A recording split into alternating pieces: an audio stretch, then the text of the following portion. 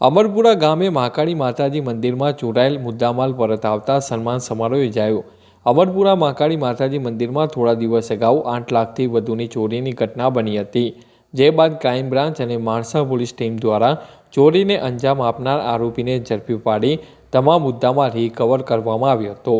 ગુરુવારે સાંજે 7 વાગે અમરપુરા ગામ ખાતે ભવ્ય સન્માન સમારોહ યોજાયો હતો, જેમાં ચોરી થયેલ આભૂષણો ડીજે અને શોભાયાત્રા સાથે મહાકાળી મંદિર ખાતે લાવવામાં આવ્યા હતા।